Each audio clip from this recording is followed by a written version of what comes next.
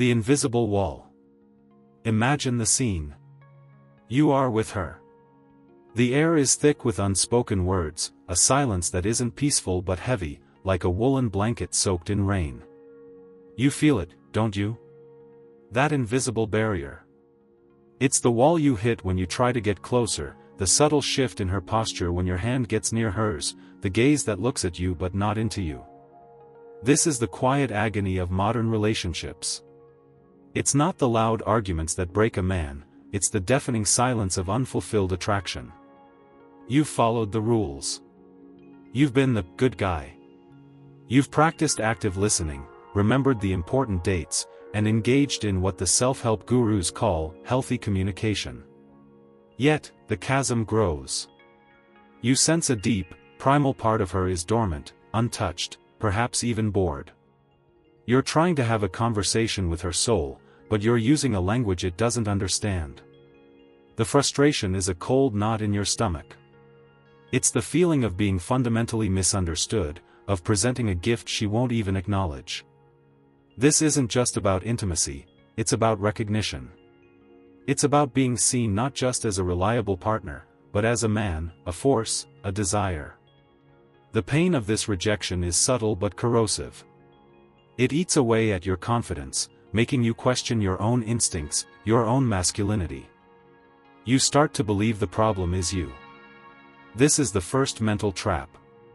Our lectures are an invitation to a deeper dialogue. To stay up to date with the next topic, subscribe to the channel and click the bell icon. Please share your thoughts in the comments. Decoding the subtext. We are taught to listen to words, but we have forgotten how to listen to thirst. Her thirst. Society, her upbringing, her own internal conflicts, they have all built a sophisticated defense mechanism around her true desires. Her direct yes or no is often the most unreliable data you can get. It is a performance, a script written for the world, for the idea of who she is supposed to be. The real information, the raw, unfiltered truth of her attraction, lies buried in the subtext. It lives in the shadows of her innocent phrases. These are not grand declarations, they are subtle, almost imperceptible fissures in her psychological armor. They are slips of the tongue from her Freudian ID, the primal, pleasure-seeking core of her being that society has forced her to chain in the basement of her psyche.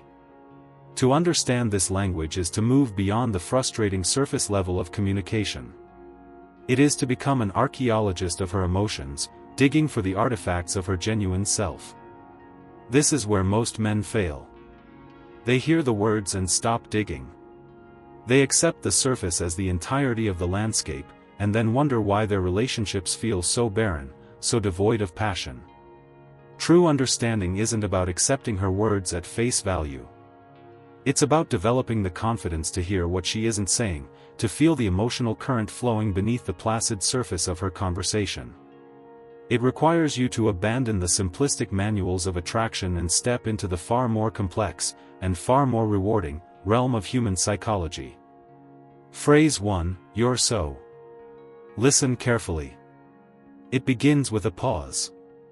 A moment where her thinking short-circuits. She looks at you, perhaps after you've done something completely ordinary, fixed a leaky faucet, told a dark joke, or simply held your ground in a minor disagreement. And then it comes, you're so. Followed by a word that feels slightly out of place. You're so intense. You're so ridiculous. You're so complicated. Do you hear it? It is not the compliment itself that matters. The word could be infuriating, and the signal would be the same. The key is the hesitation and the label. This is not a simple observation. This is a moment of involuntary psychological classification. In that split second, her conscious mind is struggling to categorize an unconscious feeling. The feeling is attraction, a raw, primal pull. But her civilized brain can't just say, I feel a wave of desire for you right now. That would be too vulnerable, too direct. So, it scrambles for a label. Intense. Ridiculous. Complicated. These words are shields. They are her mind's attempt to intellectualize a purely physical and emotional reaction. She is simultaneously acknowledging your power and keeping it at a safe distance. When you hear this phrase, do not get defensive. Do not try to explain yourself. Recognize it for what it is, a flare, shot up from the submerged parts of her psyche, signaling that you have affected her on a level beyond simple logic. This is a crack in the fortress of her habits, a sign that your authentic self is beginning to penetrate her defenses. The error of reassurance. What is the average man's response to "you're so intense"? He backpedals. He softens. He apologizes. "Oh, sorry, I didn't mean to come on so strong." He immediately tries to reassure her, to prove he is safe, predictable, and harmless. And in that single moment, the magic dies. He confirms her fear that her desire is wrong, that the intensity she felt was a mistake. He slams the door that was just beginning to creak open. This is one of the most common thinking errors in the dance of attraction. You are so terrified of being too much that you amputate the very parts of your personality that she finds magnetic. Your power, your unwavering presence, your unapologetic nature, these are the qualities that trigger the unconscious in her. When she labels you, she is testing you. She is subconsciously asking, "Are you solid? Or will you crumble under my judgment? Are you a rock I can crash against, or are you sand that will just shift and dissipate?" Your impulse to seek her approval is a catastrophic failure of this test. It signals a lack of inner confidence. It communicates that your reality is secondary to hers. The correct response is not reassurance. It is to hold the frame. To meet her gaze. To perhaps offer a slight, knowing smile. You non-verbally communicate, "Yes. I am. And you're just now noticing." This is the foundation of trust, not the trust that you'll always be nice, but the trust that you are authentic, that your core is unshakable. This is the stability she secretly craves. Phrase 2, the shared future projection. The second phrase is a more subtle, but profoundly significant, piece of data. It comes disguised as a casual, hypothetical comment. You might be walking past a restaurant, looking at a travel documentary, or even just discussing a movie. And she says it, seemingly out of nowhere, "We should go there someday." Or, "That would be fun to do together." Or even, "You would love that." Pay attention. This is not just casual conversation. This is her unconscious mind creating a shared future with you in it. It's a psychological trial run. For a moment, she has dropped you into the landscape of her future, to see how you fit. It's an act of mental and emotional projection. On the surface, it's an innocent daydream. But beneath it, her psyche is testing the waters of a deeper commitment, whether it's for a night or for a lifetime. She is building a bridge from the now to a later that includes you. This phrase is especially potent when your relationship is new, or when it has been suffering from a lack of emotional connection. It's a sign that despite any surface-level friction, her deeper self is still invested in the we. It is a subconscious vote of confidence in the continuation of your shared story. Many men hear this and dismiss it as conversational filler. "Yeah, maybe," they reply, and the moment is lost. They fail to recognize it as a bid for connection, a subtle invitation to co-create a future narrative. They are being handed a thread, and they let it fall to the floor. This is a failure of awareness that keeps relationships in a state of perpetual uncertainty, preventing the deep bonding that both partners, on a primal level, desperately need. This is how potential for deep intimacy withers. The trap of inaction. So she says, "We should do that someday." The wrong response is passive agreement. "Yeah, that'd be cool." This is the verbal equivalent of a shrug. It kills the fantasy she has just created. You have taken her moment of shared future projection and treated it like meaningless noise. This is a critical error in communication, a fundamental misunderstanding of the emotional bid being offered. The right response is to take her hypothetical and make it tangible. To take her dream and give it weight. You don't have to book a flight to Paris on the spot. But you must anchor her fantasy to reality. You meet her gaze and say, "When are you free next month?" Or, "I'll look into it." Do you prefer the mountains or the sea? See the difference? You are taking her subconscious invitation and honoring it with action. You are signaling, "I hear you. I see the future you're painting, and I am willing to step into it with you." This is leadership. It is the masculine energy of structure and direction meeting her feminine energy of creative flow. You are building the container for her desire to exist in. This simple act of taking her, someday, and giving it a potential, when, is a powerful psychological move. It transforms you from a passive passenger in the relationship to an active pilot. It builds a profound sense of trust and security. She sees that her desires are not just heard, but are safe with you, that they can be made real. This is how you deepen the bonds of attraction beyond the superficial. This is how a man turns a fleeting thought into a shared destiny, even if it's just for a single, perfect evening. Phrase 3, the involuntary complaint. The third phrase is the most counterintuitive, and therefore the most powerful. It is disguised as a complaint. It sounds like criticism. She says, "You never relax." Or, "You're always working." Or, "Why are you always so serious?" The average man hears this as a direct attack on his character or his life's mission. He becomes defensive. He justifies his ambition. "I have to work hard for us," he might say, missing the point entirely. He hears the words, but he is deaf to the music. The music is not a complaint. It is a lament. She is not criticizing your ambition, she is lamenting her lack of access to it. She is not attacking your purpose, she is frustrated that your purpose eclipses her. This complaint is actually a deeply vulnerable admission of desire. It is her way of saying, "I see the fire in you, the focus, the drive that makes you who you are, but I feel shut out from it. I want that intensity, that focus, turned towards me." She wants the same powerful energy you pour into your work, your projects, your mission, to be directed, even for a moment, exclusively at her. She is not asking you to abandon your purpose. She is asking to be made a part of it, to be an essential element of your world, not just an accessory to it. This is a cry for presence. When you are with her, are you truly with her? Or is your mind still at the office, still solving problems, still strategizing? This phrase is a barometer of your presence. It is her soul telling you, "I want the real you, the focused you, the hunter. And I want to be your prey." The misguided apology and the path to presence. The man who hears, "You're always working," and apologizes for his ambition has failed the test. He has misinterpreted a cry for inclusion as a demand for his diminishment. He has chosen to weaken himself rather than to widen his focus.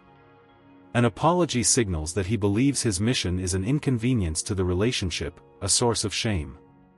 This is a fatal psychological error. It creates a dynamic where his purpose is seen as the enemy of their intimacy. This leads to resentment, not only from him, who feels he must choose, but from her, who never wanted him to abandon his strength in the first place. She wanted to be consumed by it. The powerful response is not an apology. It is an act of presence. You stop what you are doing. You turn your entire body towards her. You put down your phone.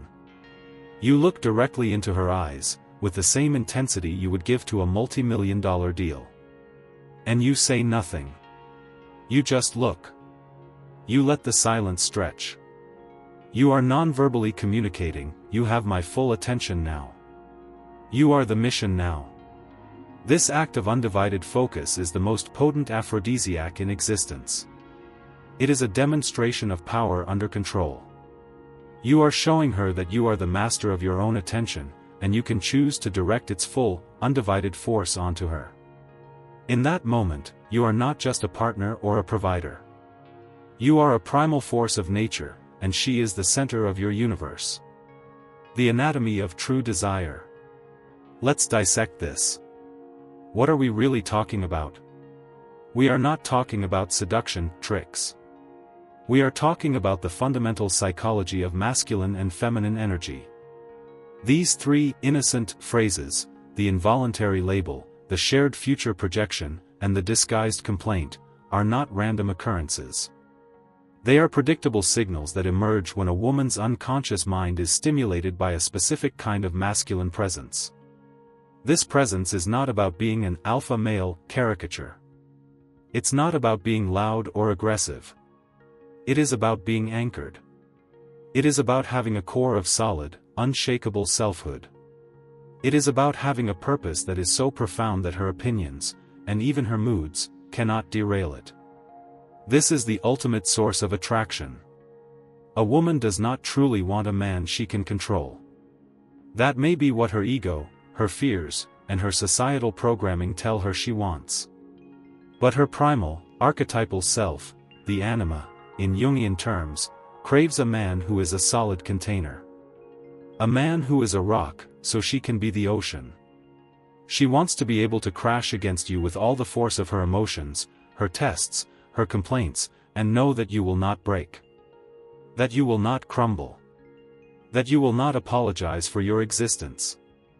This is the deep, unspoken trust that precedes all genuine intimacy. Without it, attraction remains superficial. Without it, cheating, whether emotional or physical, becomes a symptom of this deeper, unmet need for a solid presence. The rejection of the nice guy protocol. The nice guy protocol is a lie.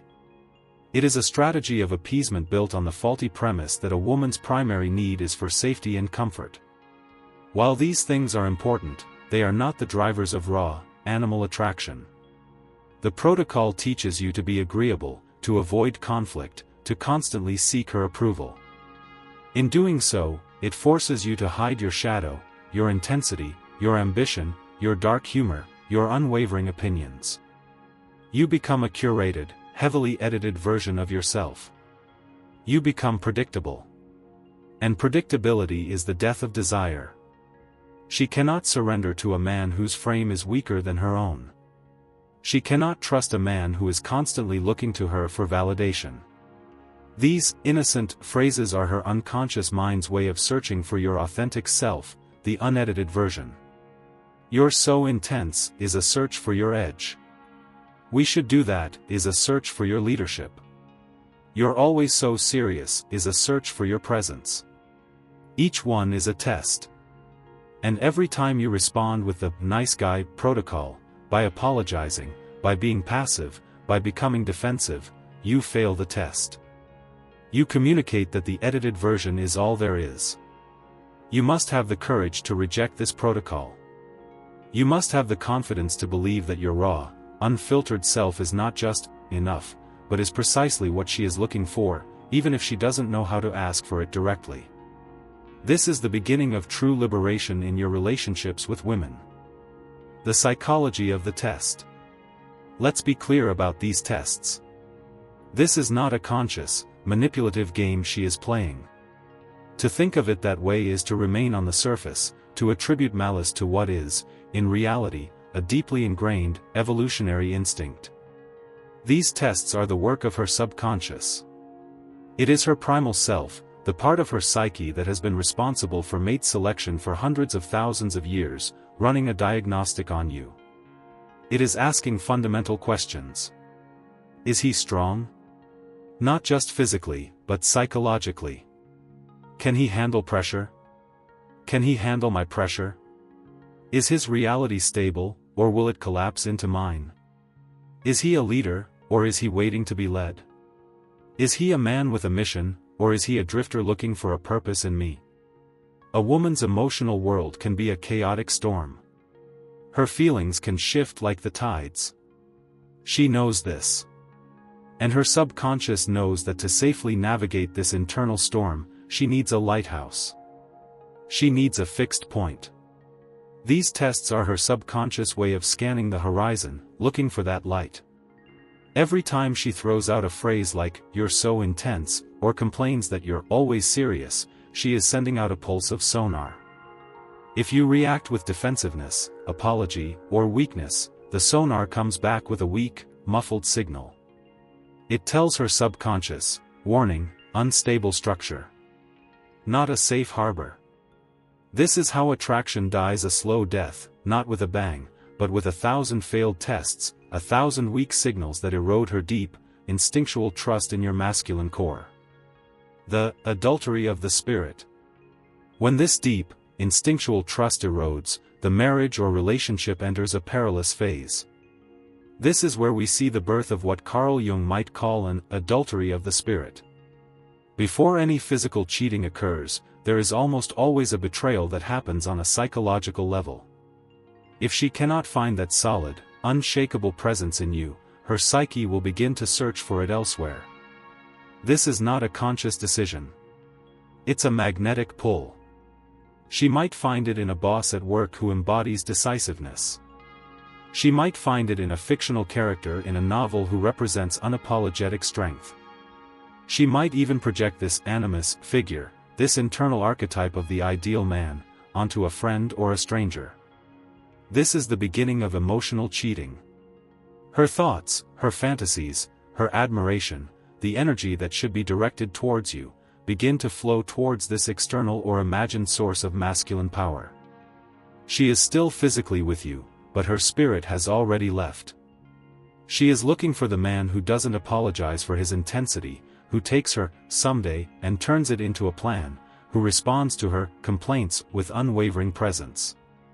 She is looking for the man who passes the tests. The tragic irony is that she often doesn't even want the other man, she wants you to become the man she is projecting her desires onto. The affair, if it happens, is often just a desperate, misguided attempt to experience the feeling that her primary relationship has failed to provide. It is a symptom of a deep psychological hunger that has gone unfed. Your shadow as an anchor. So, how do you become this man? The answer is not to act a certain way. Performance is fragile. The answer lies in integration. Specifically, the integration of your own shadow. In Jungian psychology, the shadow is the part of yourself that you have repressed. It contains all the traits you were taught were bad or unacceptable: your aggression, your unfiltered ambition, your raw sexual desire, your capacity for darkness and intensity. The nice guy is a man who has completely disowned his shadow. He has tried to cut it out of himself, believing it makes him a better person. But in doing so, he has made himself incomplete. He is only half a man. Your shadow, when left unexamined, can erupt in destructive ways. But when you consciously integrate it, it becomes your greatest source of power. Your aggression becomes protective assertiveness. Your ambition becomes directed purpose. Your raw desire becomes conscious, potent passion. Your intensity becomes unshakable presence. Integrating your shadow means accepting that you are not just nice. You are also dangerous. You are not just safe. You are also powerful. It is this internal wholeness, this acceptance of your light and your dark, that creates the solid, unshakable core she is subconsciously searching for. She doesn't need you to be a saint. She needs you to be a whole man. Your integrated shadow becomes her anchor in the storm of her own emotions. It is the silent, powerful proof that you can handle her, because you have already learned to handle yourself.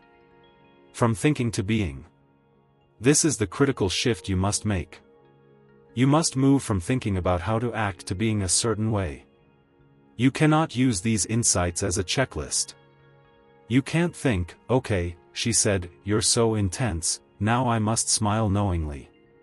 It will come across as a technique, as inauthentic, and it will fail. The change must be internal. It is a fundamental shift in your own self-perception and confidence. You must do the work to genuinely believe that your ambition is a gift, not a flaw. You must cultivate a presence so total that when you are with her, the rest of the world genuinely falls away. You must become so grounded in your own reality that her tests are not perceived as threats, but as invitations, invitations to demonstrate your strength, to lead, to be present. This is not about memorizing lines, it is about embodying an archetype. It's an internal process of building your own psychological foundation, brick by brick. It involves questioning the limiting beliefs you have about yourself, about relationships, about your own masculinity. It's about finding your mission, separate from her, so that your happiness is not dependent on her approval. When you are whole without her, you become infinitely more attractive to her. Your center of gravity is within you, not within her. This is the ultimate freedom, and it is the only true basis for a passionate, lasting connection. The goal is not to get the girl. The goal is to become the man who attracts her effortlessly, by virtue of who he is.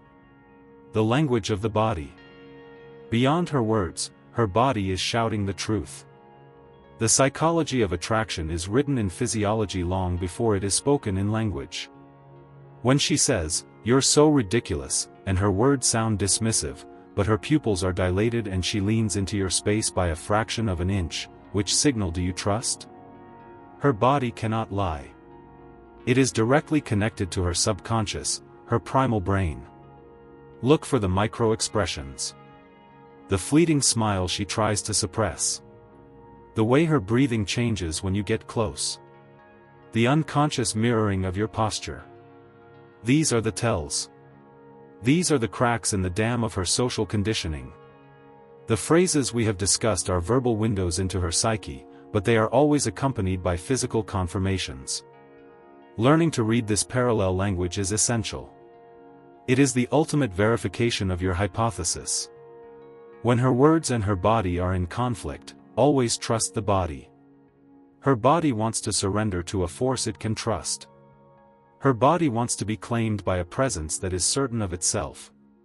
Your ability to remain calm, to hold your ground, and to demonstrate your unshakable core in the face of her verbal tests, will be mirrored by a relaxation and an openness in her physical form. Her posture will soften. Her guardedness will melt away. She will be communicating her desire to you on a channel that is far more honest and powerful than mere words. This is communication at the primal level, the language of pure attraction. The fear of divorce and the illusion of stability. Many men live in a state of low-grade fear. The fear of divorce, of being alone, of disrupting the fragile stability they've built. This fear drives them to become experts in conflict avoidance. They walk on eggshells. They concede points they don't believe in. They prioritize a false peace over an authentic connection. They think that by making the relationship perfectly smooth and free of friction, they are making it secure. This is a profound illusion. A relationship without any tension, without any polarity, is a dead relationship. It is a flat line. The very stability you are trying to preserve by being agreeable is what is suffocating the life out of it. She does not want a placid lake, she wants a living ocean. She wants to feel your edges. She wants to know where you stand. The risk of divorce or breakup doesn't come from authentic conflict, it comes from the slow death of attraction that happens when one partner, or both, ceases to be a whole, challenging, and sovereign individual. By avoiding all tension, you are not preventing a divorce, you are creating the conditions for it. You are creating a vacuum of passion that her psyche will eventually be forced to fill from an outside source. The ultimate irony is that the very behaviors you adopt to avoid losing her are the behaviors that guarantee you will. True stability in a relationship does not come from the absence of conflict. It comes from the shared confidence that you can both handle the truth, that you can navigate the storms together because you are both anchored in your own individual strength. Redefining strength and power. It's time to redefine your understanding of strength. Strength is not brute force. It is not anger. It is not being emotionally closed off. That is a fragile, brittle caricature of masculinity. True strength is presence. It is the ability to hold your own frame in the face of chaos. It is the courage to be vulnerable without being weak. It is the confidence to state your truth without needing her to agree with it. Power is not domination. It is not about making her submit.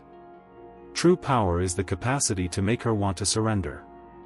She doesn't surrender to your force, she surrenders to your certainty. She surrenders to the feeling that your world is a safe and exciting place to be. This power is built in silence. It is built in the moments you choose to listen instead of react. It is built when you hold her gaze a second longer than is comfortable. It is built when you choose your mission over a momentary distraction. This is an internal power. When you possess it, you no longer need to seek external validation. You don't need her to tell you that you are a good man. You know who you are. This self-possession is the most magnetic quality a man can have. It is a silent broadcast that says, I am the captain of my ship. The sea may be rough, but the destination is clear. You are safe to come aboard. This is the power that turns a failing marriage into a passionate partnership and transforms a man from a source of frustration into an object of deep, primal desire. The path to liberation. The journey from the frustration of being misunderstood to the clarity of being truly seen is an internal one. It is a path of liberation. You must liberate yourself from the need for her approval. You must liberate yourself from the fear of her emotional reactions. You must liberate yourself from the societal programming that told you to be nice at the expense of being whole. This liberation is not an act of aggression against her, it is an act of devotion to your own soul. It is about reclaiming the parts of yourself that you have abandoned. The pain and rejection you have felt are not punishments.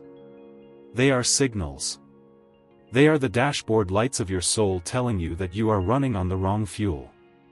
You have been running on the fuel of external validation, and the engine has stalled. The journey requires you to look inward, to confront your own shadow, to build your own unbreakable core. It requires you to stop asking, what does she want, and to start asking, with unwavering honesty, who am I? When you find the answer to that question and have the courage to live it, unapologetically, everything changes. Your communication becomes clearer. Your presence becomes heavier. Your touch becomes more electric. You stop playing the game of seduction, and you become the prize. This is the transition from confusion to awareness, from weakness to inner strength. It is the hardest work you will ever do, and it is the only work that truly matters. The final transformation, from actor to author. Imagine it. The end of the performance. You are no longer an actor reading from a script you think she wants to hear. You are the author of your own reality. When she says, "You're so intense," you don't flinch. You recognize it as a compliment to your focus, and you hold her gaze, a silent acknowledgement of the truth. When she says, "We should do that someday," you don't offer a vague agreement. You take her hand, pull out your phone, and say, "Let's find a date right now," authoring your shared future into existence. When she says, "You're always so serious," you don't apologize. You stop, turn to her with your full presence, and show her that she can be the sole object of that seriousness, that intensity, that power. You are no longer reacting to her world, you are inviting her into yours. This is the final transformation. You are no longer a leaf blown about by the winds of her moods and judgments. You are the tree, rooted deep in the earth of your own being. The storms may come, the seasons may change, but you remain. This is not about manipulation. This is about authenticity so radical, so profound, that it becomes a force of nature in itself. This is the man she has been subconsciously testing for, hoping for, and waiting for. This is the man you were always meant to be, before the world told you to be something else. The choice. The distance between the man you are and the man you could be is measured in courage. It is the courage to be misunderstood. The courage to be judged. The courage to stand alone in your own truth. Every interaction is a choice. You can choose the familiar comfort of appeasement, and watch the passion in your life slowly fade to gray. Or you can choose the terrifying, exhilarating path of authenticity. You can choose to become the man whose presence alone is an answer, whose silence is more powerful than other men's words, and whose touch promises a world she desperately wants to explore. The phrases she speaks are not the point.